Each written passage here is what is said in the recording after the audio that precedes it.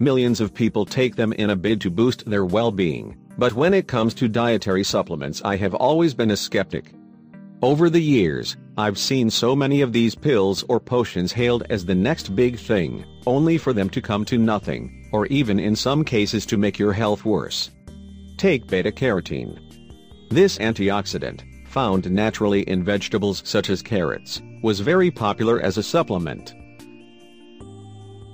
That is until a study, looking at whether it could help prevent lung cancer in smokers, found that those taking high doses of beta-carotene were dying sooner than those who weren't.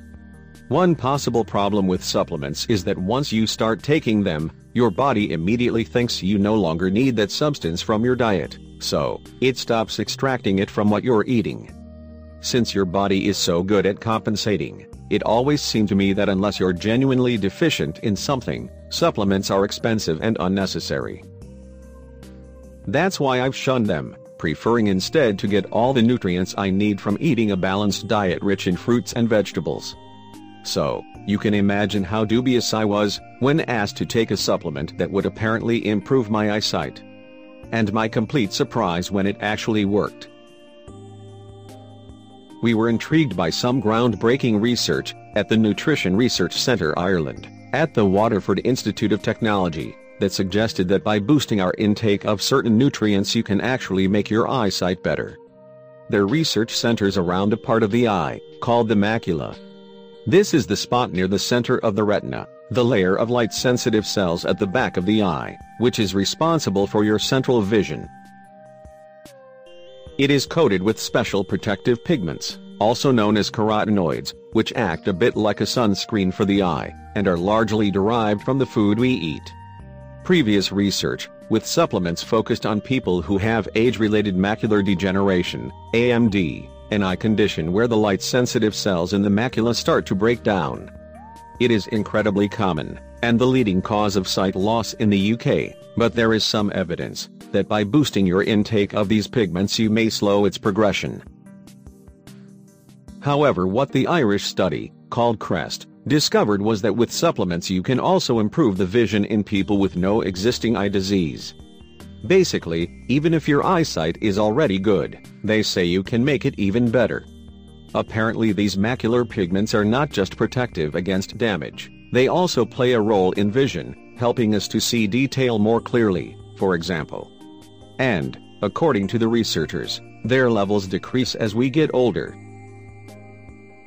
One important thing these pigments do is filter out blue light from the center of the retina, explains John Nolan, the professor of nutrition and human health, who led the recent trial. Blue light is famously emitted by electronic devices, such as smartphones and tablets, but it's also given out by energy-saving light bulbs as well as daylight.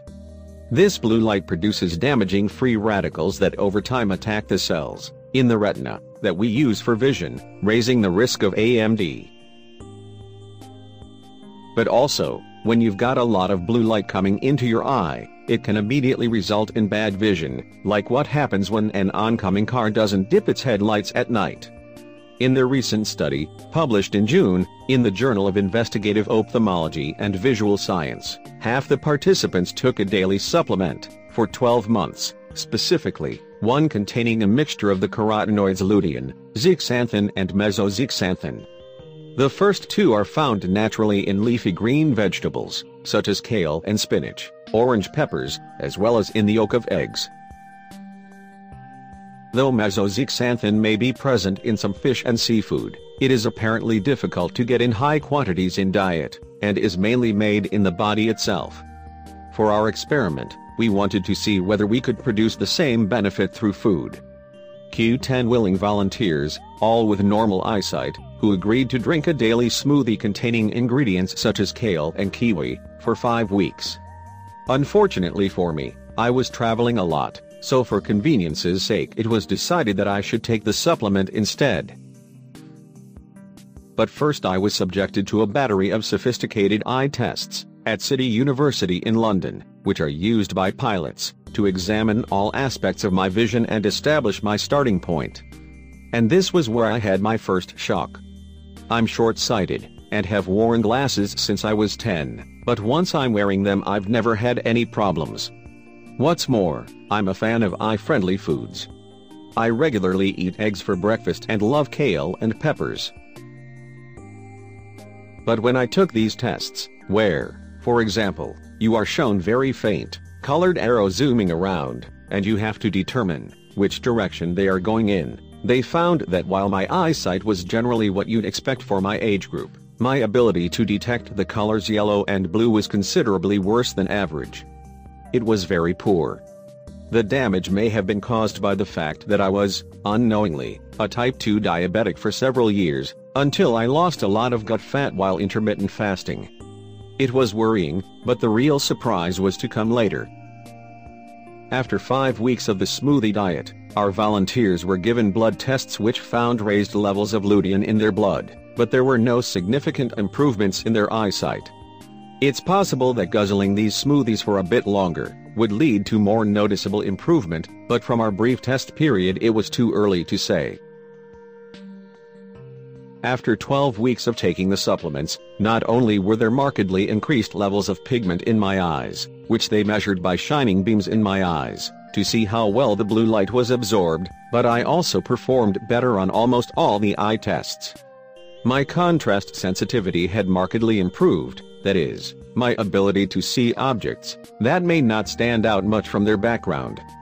It's what helps a driver read a sign in the distance. Better contrast sensitivity means everything looks a bit sharper. In this respect, I had similar outcome to those who took part in the CREST trial.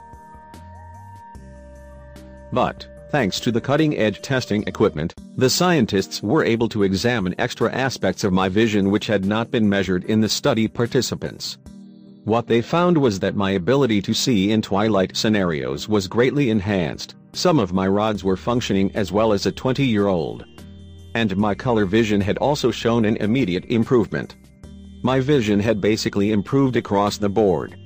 Now, I can't say I've actually noticed any difference to my eyesight in my day-to-day life.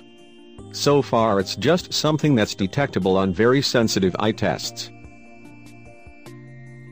But I'm told that if I were to continue with the program for 12 months, I might start to notice the changes myself.